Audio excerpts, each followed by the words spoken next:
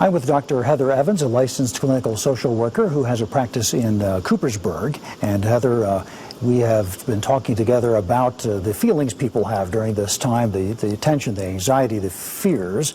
And one word I know you have used with this is trauma, where we think of physical, terrible things that happen to the body, but even if it's an anxiety and fear sort of situation, trauma is a good word for it, I guess. Absolutely. It's trauma, and it's something we could call collective trauma, meaning we are all experiencing it together. So trauma is when there is an event that involves a threat, and the response to that threat is a loss of power and helplessness, fear, and a disruption to our relationships and our belief system. That's absolutely what we're experiencing right now. Trauma also can happen when we're bearing witness to somebody else who's being threatened. Right now, we have threat that is perhaps for many of us invisible, but we see signs all around us that there is a threat taking place. And some of us have already experienced this threat on a much more personal level. And again, we're experiencing it collectively. This is something that trauma brings loss. Trauma is something that we have so many losses that we're grieving right now, so many things that have been disrupted, so many unknowns, so much uncertainty. Trauma exposes our vulnerability, which we are vulnerable as human beings. That's just a part of being human, but it's not something that we are always comfortable with. And this has certainly exposed our vulnerability because we don't know what's going to happen. We don't know how long this is going to take. And frankly, it has disrupted our life in such a way that we will always look back before the coronavirus pandemic and after. We don't know what the after is yet going to look like. Definitely, Right. the presence of social media plus a pandemic is a combination that's never been tried before. And, nobody would have predicted that I and Dr. Fauci would be so prominent in really kind of evil theories about, did we create the pandemic? Are we trying to profit from it? And on and on. And so, I'm very surprised by that. I hope it goes away. I hope it doesn't hold back, mask wearing or seeking out vaccines. And welcome back. Folks, we hear so much negative news today, especially out of the Middle East. So I hope that today's show encouraged you. Great things are happening today in the land of Israel, and God is moving. He is using his people and his land as a light unto the nations. The world is increasingly turning to Israel for answers on how to fight disease, terrorism, famine, the growing water crisis, and so much more.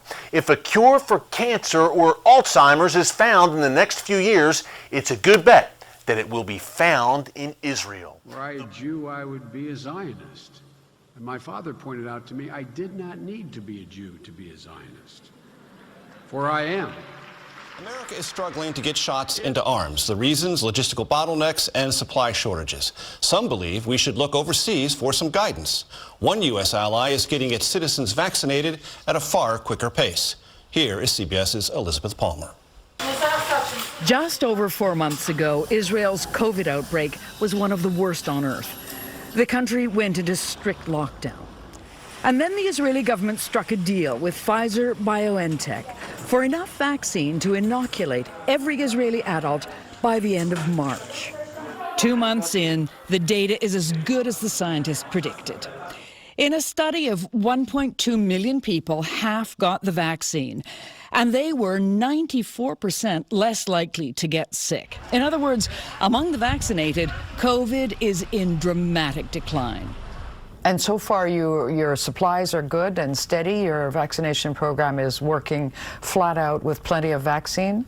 Yeah, it's amazing. And they're now lowering the levels, the ages of which people can be already vaccinated. We're very jealous. I hope the world will get there soon, yeah. Just days ago, Israel's lockdown was eased, a welcome new reality. And for the rest of us, perhaps, a glimpse of the future, as the global COVID vaccination effort slowly grows beyond the rich, developed world. So now Syrian refugees are getting the shots. The first shipments have just arrived in Zimbabwe, and supplies have reached deep into the Brazilian Amazon.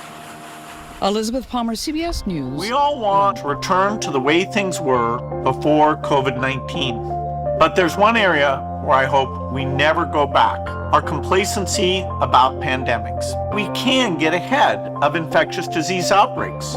By the next pandemic, I believe we can have what I call mega testing diagnostic platforms. They can be deployed quickly, cost very little, and test 20% of the entire population every week. We also want to get treatments out far faster next time. One of the most promising is monoclonal antibodies. These manufactured antibodies grab onto the virus and disable it, just like your immune system, and can reduce death rates by as much as 80%. I also think that we'll develop new vaccines quickly, in large part due to this new mRNA platform. mRNA will become faster to develop, easier to store, and lower cost. That's a huge breakthrough. To stop future pandemics quickly, we need to be able to spot disease outbreaks as soon as they happen anywhere in the world. And that requires a global alert system. If there turns out to be some new infectious pathogen, then we need a group of infectious disease responders to spring into action. Think of these as like pandemic firefighters. They're going to use their logistics, use their ability to build up capacity quickly. They're going to go wherever that problem is. Stopping the next pandemic will require a big investment. But I think of this as the best insurance policy the world could buy. You can read more about this in our annual letter. We all know there's some history, there's some hesitancy about taking this vaccine. We all know there's a history in this country of having subjected certain communities to terrible medical abuses in the past. But if there's one message to cut through to everyone in this country, it's this: the vaccines are safe. Please, for yourself, your family, your community, this country, take the vaccine when it's your turn and available. That's how to beat this pandemic. Take the vaccine when it's your turn and available. Take the vaccine when it's your turn and available. Take the vaccine when it's your turn and available. Get set, go. Today is the day all vaccinated Israelis have been waiting for. It's the day they will begin to have special, exclusive privileges that the unvaccinated will not. The question is, will it work? No word yet, but in the meantime, here's more from Hannah Rifkin. The long-anticipated opening of malls, gyms, and hotels is kicking off today as Israel launches its Green Passport program, allowing vaccinated citizens to visit previously shut facilities. כל מי שיש לו את התו הירוק יכול ליהנות מחדרי הכושר, מבתי קולנוע בקרוב, ממסעדות, מטיסות, כל הדברים הללו יינתנו לכם, אבל אנחנו עושים את זה בזהירות, ובזמן הזה אני מבקש מכולם ללכת להתחסן. בסוף התו הירוק האמיתי זה המסכה, החיסון והכרטיס הזה. שיהיה לכם בהצלחה. The Prime Minister showing off his weightlifting skills while inaugurating a new chapter of the pandemic in Israel. The Health Ministry launching a special phone app that will allow the vaccinated to know what they can and can't do. עם התו הירוק הדלתות פשוט נפתחות לפניכם. תוכלו לצאת למסעדות. כמה התגעגענו לצאת עם חברים. לחדר כושר, כן, אתם יכולים. היום אנחנו מציגים בשורה ענקית למתחסנים. כך ייראה השלב הראשון שלכם בחזרה לחיים הכמעט נורמליים. As of Sunday, 4.3 million Israelis have received a first dose of the vaccine and nearly 3 million have had both. The Tel Aviv municipality even giving out beers as incentives. So I came to do a vaccine against COVID-19. Tel Aviv municipality did a cool idea where they call youngsters to do a vaccine in a bar. And thanks to that, they give free beer. I was ill in the beginning, and I had I got it really bad. Everyone can get it bad, also young people. So I didn't want to give up, and I finally did it. So I'm happy, and I have my beer now. Israel is continuing to lead the world's vaccine campaign, and even the head of the U.S. National COVID Task Force, Anthony Fauci, has taken notice. We have been hearing and seeing in the press that Israel has a remarkable diminution in cases associated with the efficiency of their vaccine. The reason I bring this out to you is that it is another example of the scientific data starting to point to the fact that vaccine is important. Meanwhile, a new Israeli study has found the Pfizer vaccine might be up to 85% effective after just one dose, higher than the company had initially advertised. Israel has also revealed plans to vaccinate 100,000 Palestinian workers in the coming weeks. As of Sunday, the health ministry recorded 1,240 new cases. There are 857 Israelis in serious condition and 273 on ventilators. The death toll is 5,569. Chana Refkin,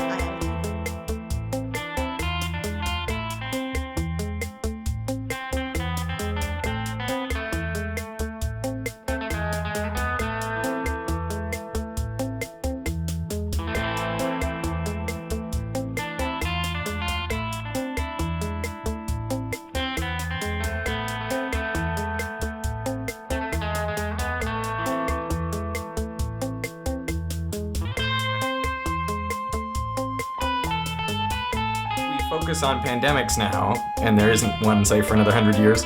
What is the next disaster? What is the one that we're not prepared for? Well, I'd point out two. One is climate change. Every year that would be a death toll even greater than we've had in this pandemic. Also related to pandemics is something people don't like to talk about much, which is bioterrorism, that somebody who wants to cause damage could engineer a virus. And so that means the cost, the chance of running into this is more than just the naturally caused epidemics like the current invested very little in a system to stop an epidemic.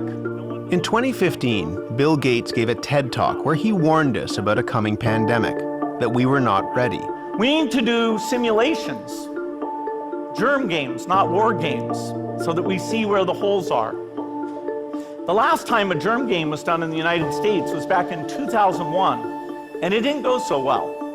To be fair, he was not alone in questioning our preparedness for a pandemic, but he has put his money where his mouth is. His foundation is giving nearly $2 billion to the global fight against COVID. And if that's not enough to keep him busy, he has a new book out on how to combat another ongoing crisis, global warming. Bill Gates recently joined me to discuss the fight against both.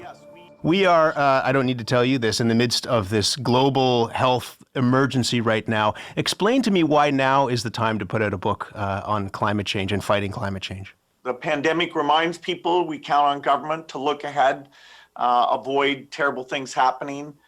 And amazingly, young people are more interested in climate than ever, no matter what their political affiliation is. Certainly in Canada, the US, Europe, we see a lot of energy around this.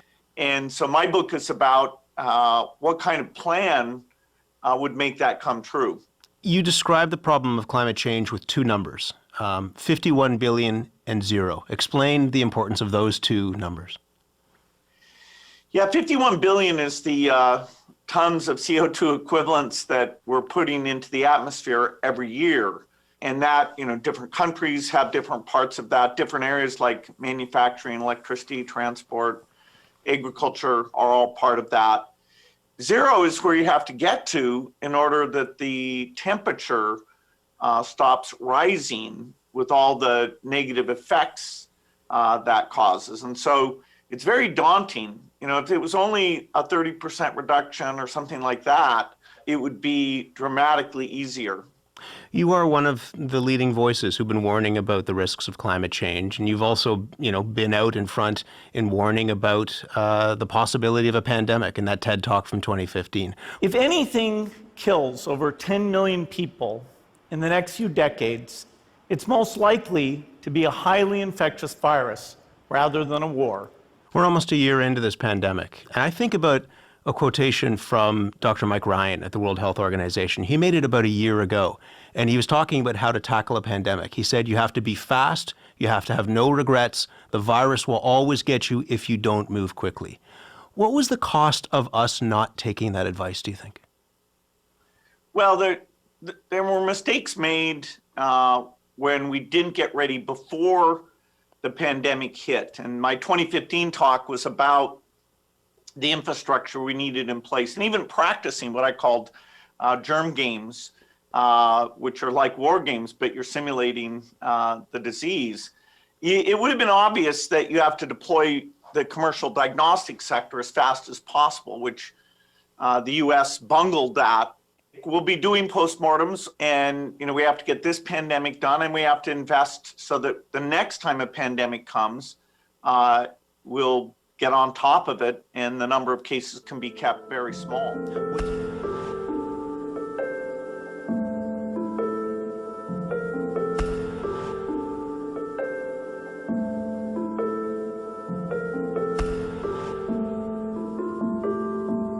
Exactly. Okay, so what do we do? So the other thing is horrifying. It is that you could actually spray sulfuric acid into the stratosphere 20 kilometers over our head and use that to stop the planet warming up in a kind of ugly tech fix. You could spray something into the atmosphere to change. Okay, spray pollution into the atmosphere to stop it warming. So in the end, pollution saved them all. We owe pollution. We owe acid rain an apology, is what you're saying. A totally imperfect technical fix. Okay. It would have risks. It wouldn't get us out of the long-run need to stop polluting, but it might actually save people and be useful. Okay, so how, again, I interrupted slightly there. How does it work? How many planes are we talking about here? How do you do this? So let's say you wanted to stop it warming in 2020. You'd start with a fleet of just 2 or 3 kind of modified business jets. What kind of like a G6? Yeah, like a G650. Like a G6. That's like it. A G6. And you'd put, say, 20,000 tons of sulfuric acid into the stratosphere every year, and each year you have to put a little more.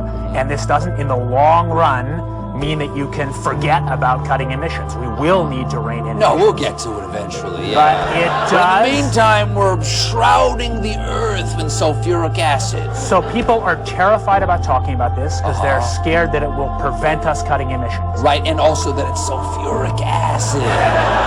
It is. You're bearing the lead. Is there any possible way this could come back to bite us in the ass? Blanketing the earth in sulfuric acid, because I'm all for it. This is the all-chocolate dinner. I still get to have my CO2, and I just need to spray sulfuric acid. Right. All over the earth. Right question. But we put 50 million tons of sulfuric acid in the air now as pollution, and it kills 1 million people a year worldwide. Okay, and that's so good or bad? It's terrible. But it'll be better if we put more in. We're talking about 1% of that, a tiny fraction of that. So we should reduce that sulfuric acid. So if it kills 1 million people and we're only doing 1% more, we're just killing 10,000 more people. You can do math. Okay. But that's so killing people is not the objective here. Killing people, not the objective. I just wanted to be clear. I just wanted to be clear. All right. Could an individual start this? In practice, only a country. Okay. What about a man in like a hollowed out volcano with henchmen who occasionally shakes his fist at the sky and says, "They said I was a fool at Harvard. Who's the fool now?" It's the natural worry. Want to shake your fist? I won't. Want to shake your fist and say the fools? It's the natural worry, but I think in the end, no. This would be done by major countries, but the problem is how countries agree about where to set the thermostat, who decides, and my biggest reason for writing the book and for talking about it is my view that we won't make good decisions in ignorance. So we have to make this. We have to have the discussion now, so that when it becomes our last hope, people can say, "Hey, we talked about this. Remember, we said we get to do it." The worst way to make decisions about this would be if we all agree that we won't talk about it in polite society, we suppress it, which is basically what had been happening, and then in 2030, suddenly in a crisis, we make fast decisions. Maybe it's happening already. You ever look at those planes up there? They have contrails behind them. Maybe all those planes with the contrails, maybe they're actually spraying chemicals into the atmosphere right now, and Uncle Sam isn't telling us. It seems extremely unlikely. That the United States is not telling something to its citizens? That seems extremely likely to me. Read the newspaper. I think they might have your idea already. Dr. Mister, thank you so much. David Keith, A Case for Climate Engineering. We'll be right back.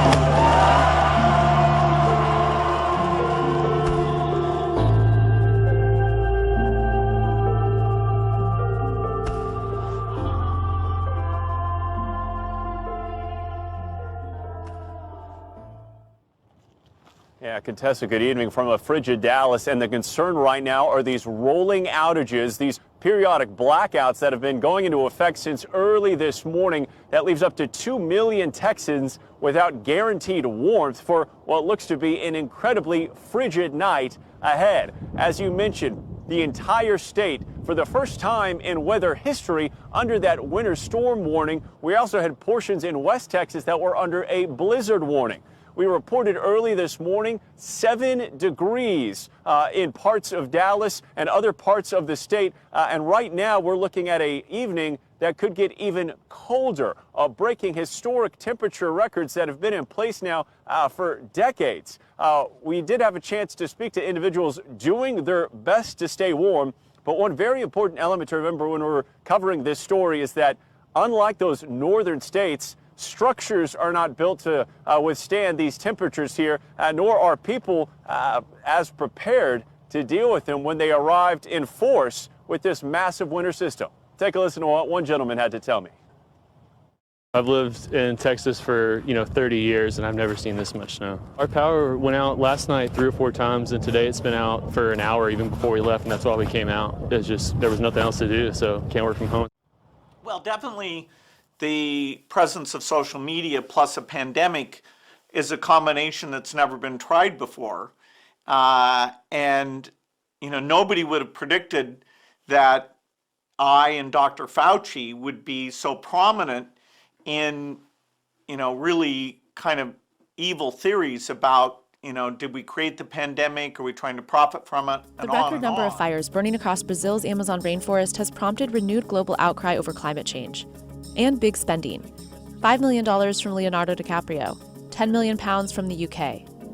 Meanwhile, Bill Gates is backing the first high-altitude experiment of one radical climate change solution, creating a massive chemical cloud that could cool the Earth. It's called solar geoengineering, and it's highly controversial.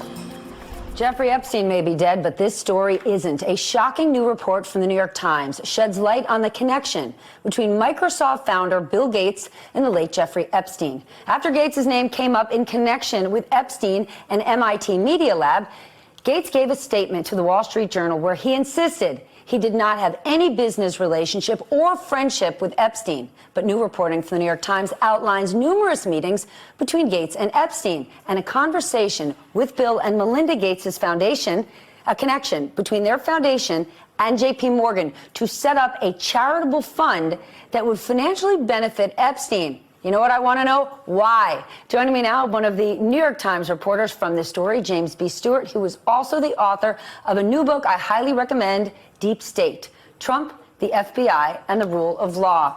Let's start with this. Gates says, no relationship, nada, nothing. You report these two men met at least 6 times. What does Gates say about that? Well, I believe that there were more, and he and his spokespeople would not say how many in total they actually met. But this included visits to the mansion, seeing each other in Seattle, flying on Epstein's plane, when we all know Bill Gates has his own $40 million plane. And then, as an investigative reporter, why would Gates say, oh, I had no relationship with him, when, of course, he knows what the facts are? So that always sets off red flags for me. He also has one of the largest, most established foundations on his own. Yes. Why would they ever set up a charitable trust benefiting Jeffrey Epstein? Can you turn to here too also? אני רואה חשיבות גדולה מאוד בכך שחברת מייקרוסופט המובילה בתחומה בעולם משקיעה בישראל. ישראל היא מעצמה בתחום טכנולוגיות העל והמחשבים, ולדעתי הדבר נעוט במסורת היהודית וההיסטוריה היהודית של אומה קטנה שהמשאב היחיד שעמד לרשותה כל הדורות זה ההון האנושי והמוח היהודי.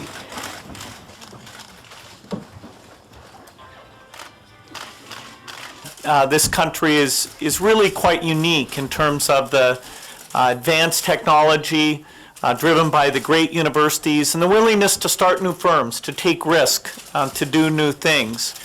And we can say that the future is bright in the world of software, particularly here in this country, where you're rededicating yourself to innovation. Microsoft feels lucky that we've been in this country since 1989. We've had a research and development center here since 1991. And the work that's gone on there has made a substantial contribution to Microsoft's success.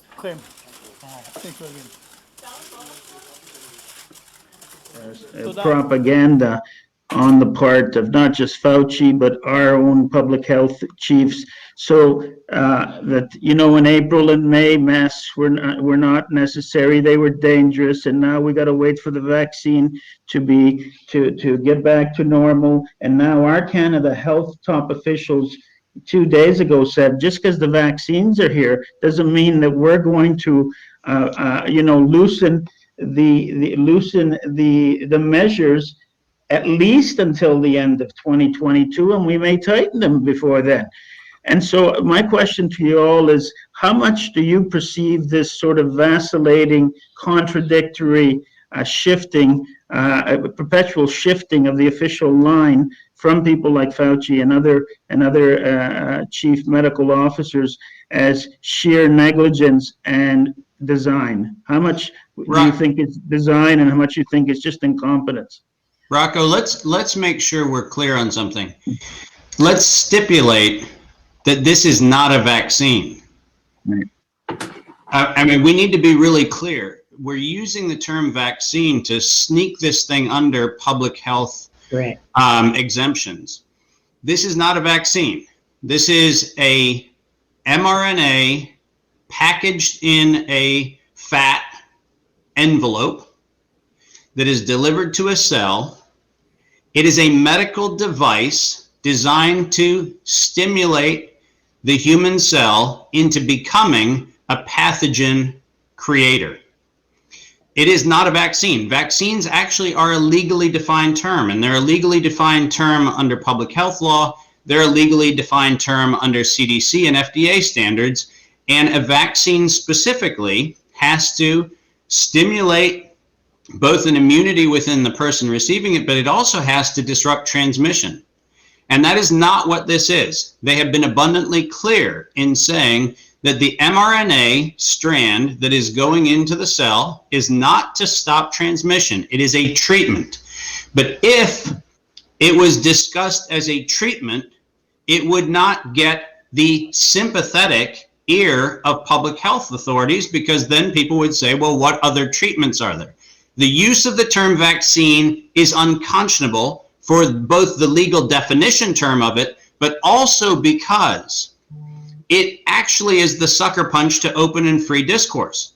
Because by saying vaccine, you dump it into a thing where you could be anti or pro the therapy. But if you actually talked about it as a therapy, remember, and people forget this, Moderna was started as a chemotherapy company for cancer, not a vaccine manufacturer for SARS. If we said we're going to give people prophylactic chemotherapy for the cancer they don't have, you'd be laughed out of a room because it's a stupid idea. That's exactly what this is. This is a mechanical device in the form of a very small packet of technology that is being inserted into the human system to activate the cell to become a pathogen manufacturing site. And I refuse to stipulate in any conversations that this is in fact a vaccine issue. The only reason why the term is being used is to abuse the 1905 Jacobson case that has been misrepresented since it was written. And if we were honest with this, we would actually call it what it is. It is a chemical pathogen device that is actually meant to unleash a chemical pathogen production action within a cell. It is a medical device, not a drug, because it meets the CDRH definition of a device. It is not a living system. It is not a biologic system. It is a physical technology. It happens to just come in the size of a molecular package. So we need to be really clear on making sure we don't fall for their game, because their game is, if we talk about it as a vaccine, then we're going to get into a vaccine conversation. But this is not, by their own admission, a vaccine. So, and Judy, as a result, it must be clear to everyone listening that we will not fall for this failed definition, just like we won't fall for their industrial chemical definition of health, because both of them are functionally flawed and are an explicit violation of the legal construct that is being exploited. Okay, so, Judy, as a scientist here, could you boil that down into English for a boy who grew up blue collar? I take your explanation, David, and that's superb. But for those out there who may not be able to follow that very intelligent analysis, and that's not meant as an insult, David. I